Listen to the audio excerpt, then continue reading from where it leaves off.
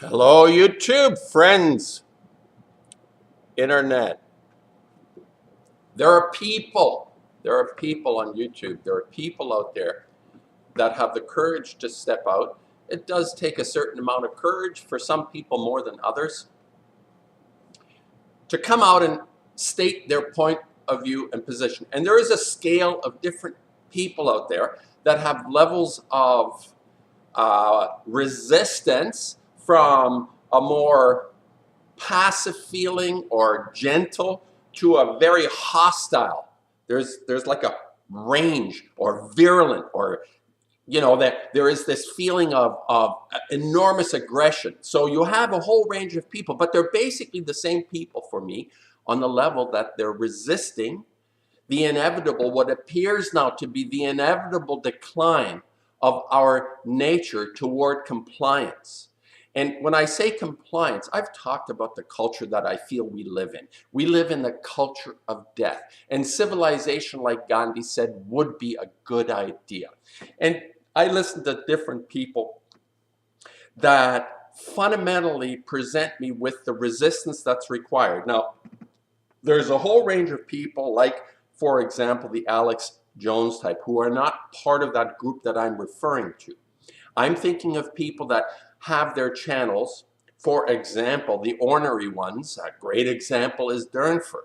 He is presenting a resistance with substance. It's not just blah, blah, blah. This guy has gone on the ocean, has taken images of the dead tide pools, and is presenting it to people to make up their own minds about this. So it's not just blah, blah, blah. And people that say, well, he hasn't tested, he hasn't done anything.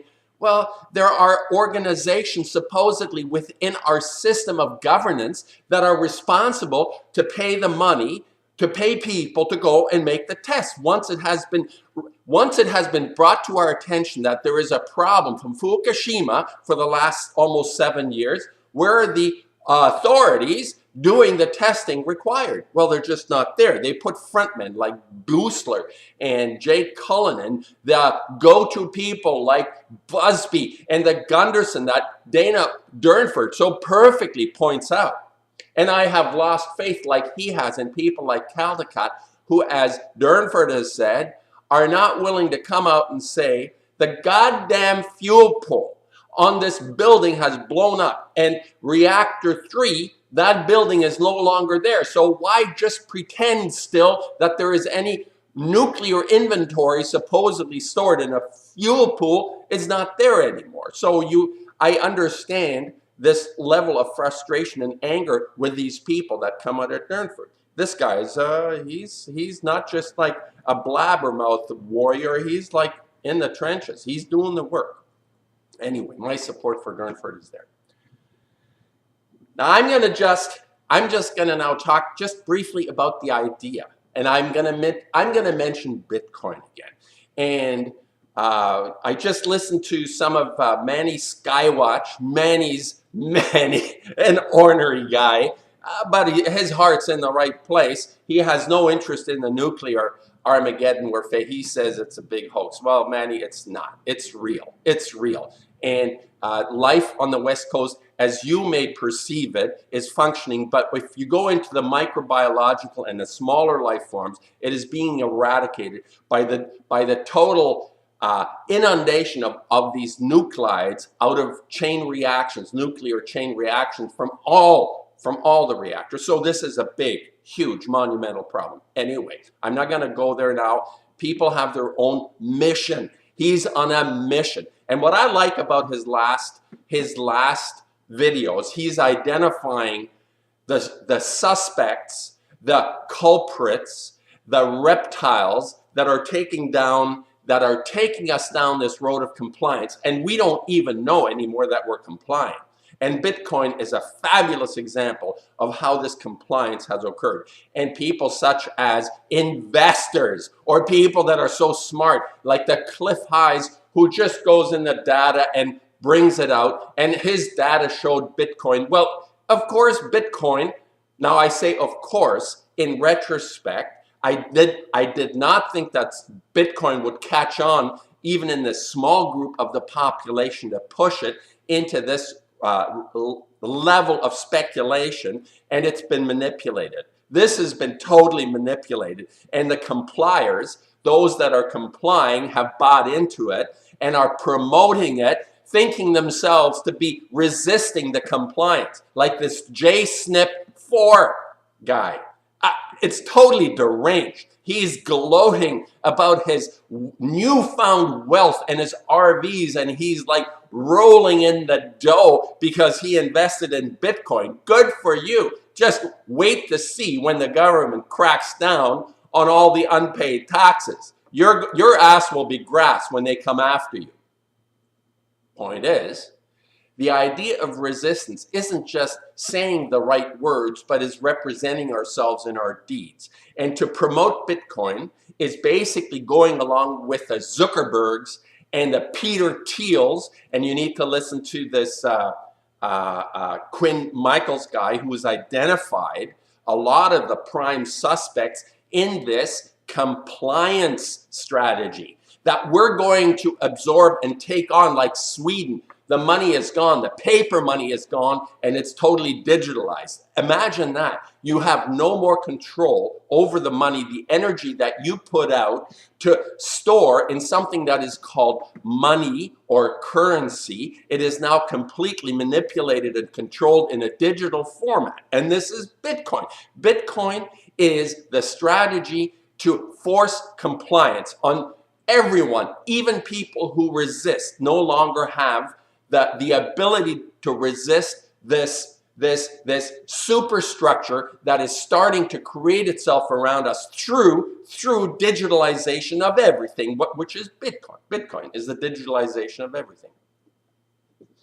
And when I do my YouTubes, when I think about this, my focus has always been, I'm not an information person. I create context because I internalize what is happening outside and I put it back out. You know, I make paintings. I interpret it through my work and create a context of what it is that's coming in. Not just saying, oh, here are all the bad guys. I try within my level of expertise to represent that which is the time. What's happening out there without saying, oh, this and this and this is happening. Well, I can do that, but there is a much greater impact that we have, not through words, unless you're a wordsmith and a poet and you have a special ability to communicate and seduce people into your way of thinking. I can see that. This is why we enjoy literature, or we love Shakespeare.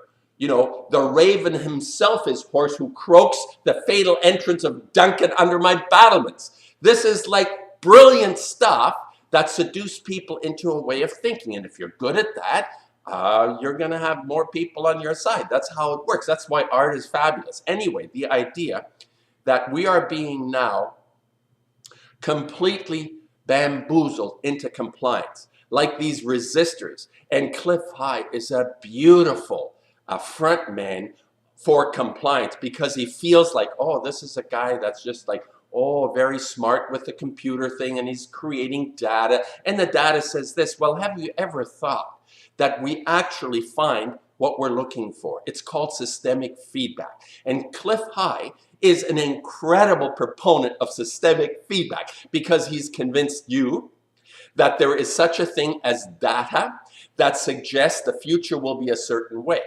Well, the future is a certain way because we comply, not because it's like random, anything could happen. We actually find what we're looking for. So he's creating the mental frame of mind for everyone to comply within this Bitcoin philosophy, or whatever the future he says is going to happen. Forget about it. Don't listen to this bullshit. It's all meant to attract you into a way of thinking that makes you comply. But it feels like, oh, a renegade, an outsider. He's living in the woods and whatever he's doing.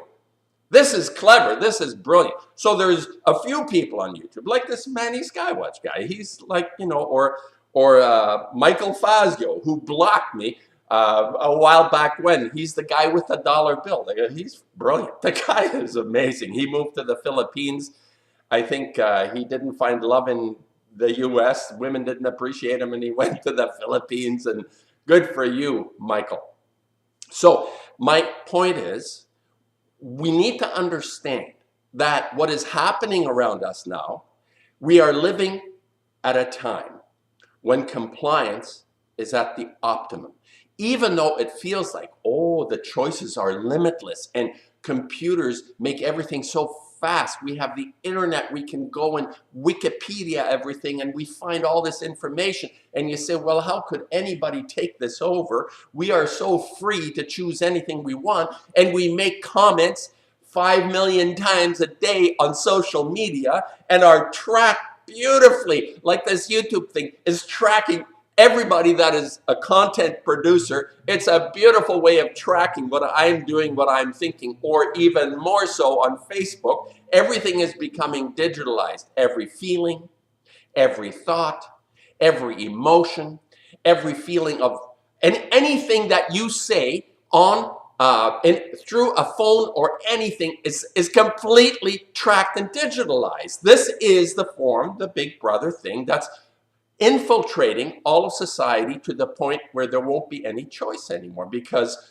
we're going to exactly do what is required and wanted of us as people. And the resistance, the few that are resisting, whether they're right or wrong about everything doesn't matter, but the principle of resistance, as in all of art, j'accuse, or l'écraser l'infâme, Voltaire or Zola, these are people that are so important to our future because they revitalize this feeling of resistance.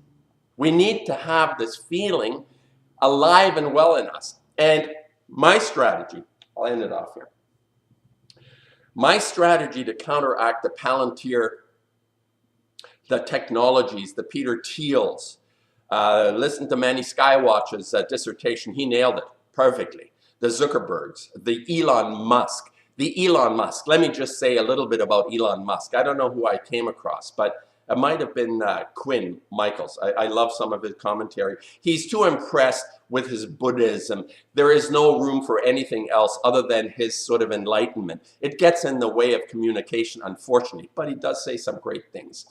And he talked about this whole network that Peter Thiel runs of hundreds of millions of dollars that he supposedly disseminates into the population to attract inventive people, creative people to run the show. How do we get control over everything and everyone? How do we digitalize everything and everyone? And that's the purpose behind what he's doing. I have to get this. All right, so the Peter Thiel thing and all the reptiles connected to these money mongers, these cockroaches that are using money, which is unlimited. Obviously, you look at the Peter Thiel donations to all these causes and events like the Soros types and everyone involved. These are money cockroaches, and money means nothing. They have unlimited money because they print it, they digitalize all of that stuff. And the Elon Musk fantasy is just incredible. How somebody, if you run 5, 6 major companies and you're proposing to go to Mars, into space that doesn't really exist out there. If you look into this, it's a fable. And why would you believe one thing the white coats tell you and not other things? Why don't you put everything under question? So if I'm looking at what I'm being told by someone that gets it wrong all the time, why would I trust any of the things that they have to say to me? Why would I trust them? Just because it's part of the idea of resistance. So if you comply on one level, and I would gladly be wrong in my resistance just because I want to resist. I do not want to comply with what it is that I'm being told. This is something that we were educated with in our culture of death. The educational system enforces or forces us to comply. This is the exercise. It's not to get more knowledge and be free. It is actually forcing us to comply. When we walk into the schoolroom, in the little desk, with the little thing you open and your pencils are there, it's all part of the compliance. Because I didn't feel like doing goddamn math. I wanted to draw pictures and then go out and play. That's what I remember really wanting to do, but because Oh no, our culture makes us do the things that are important. Yes, it's important for them, not for you or me.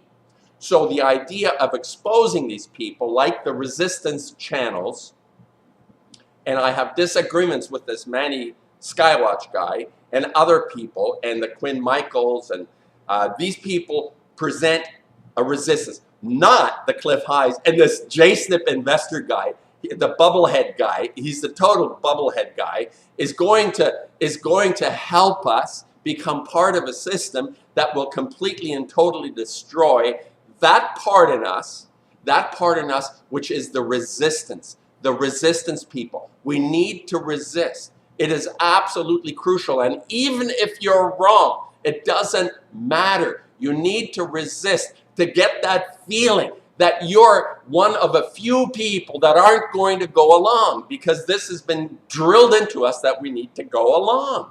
Go along and get along. That's how it works. So these frontmen like Elon Musk, the next icon of brilliance for all of us to emulate the youth. The youth isn't going to look at magnificent creative aspects. The iconography that is part of our culture of death has always to do with money, success, pleasure, satisfaction, not about doing the work that it takes to actually come up with something that is unique and original. This is the aspiration among artists, and there are thousands and tens of thousands of artists doing great work. Now, there are very few among that group of creative people that may actually be very resisting as well of originality, because they don't have their breakthroughs. It takes a lot. I don't know what it takes, actually. It's hard to, I've not been able to identify what it is, if there's a formula that happens when you break through into some form of originality in thought and idea, like caring. Caring is actually quite original these days, considering that this is a selfish culture. And I made a comment on Quinn Michaels, and I said, well, you know, of all the religions, what if we eliminated all of it and just started to care? And he said, okay, your religion of care is fine. Wow. I thought, wow, you'd prefer to have some external Buddha give you the meaning of life rather than going from the source that's within inside you. You'd prefer to have some high-minded formula about the meaning of the cosmos rather than going to the most fundamental aspect of our human nature, which is our ability to care, to truly say, I am not going to go along with this shit because I care. Because otherwise, if you don't, you just go along, get along, satisfy your urges, and have pina coladas on the beach until they come and chop your head off. Figuratively or in actual life, I don't know. I think I've covered what I wanted to say. And the last thing I'm going to say, like I always do. Individually, we have the ability within each person to follow a moral compass that isn't from outside. It's not on stone tablets. It comes from inside. This is universal. I am convinced it's universal. This culture has taken the youth out of us, taken 17, 18-year-olds, drilled them with drill sergeants, thrown them out 10,000 miles away to go kill some brown people. This is something that is against this compass that we all have. And early on, if you're broken, if your spirit is broken, you're willing to do it, but you come back with PTSD and all the stuff that is related to you pulling a trigger on someone you don't know and you've murdered them.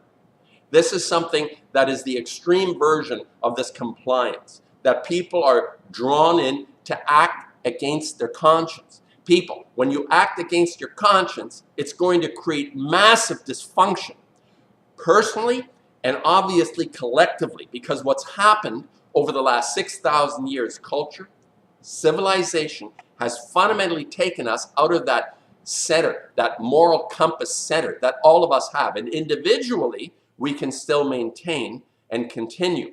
We can do it. But collectively, if we give into this culture, I say, throw it over the edge, because it's not helping us recover, regain, maintain that inner compass, that moral compass that is based on you and me caring, truly caring about something, which is repeated by all great philosophers like religious types. They just like making their esoteric pronouncements about the meaning of the omnipotent being and the mystery. Well, be that as it may. I make my pronouncement about the mystery as well. I make it in paintings. I make it in art objects. I do it, you know, in my way. And anyway, expose the charlatans, the money cockroaches that are trying to subvert all our creativity and energy into their format of compliance. And that's what it's about. It's not about individuality and coming to a great epiphany for humankind. The digitalization of everything, which is Bitcoin, ultimately it's the beginning, and they've seduced people into thinking, wow, $16,000 for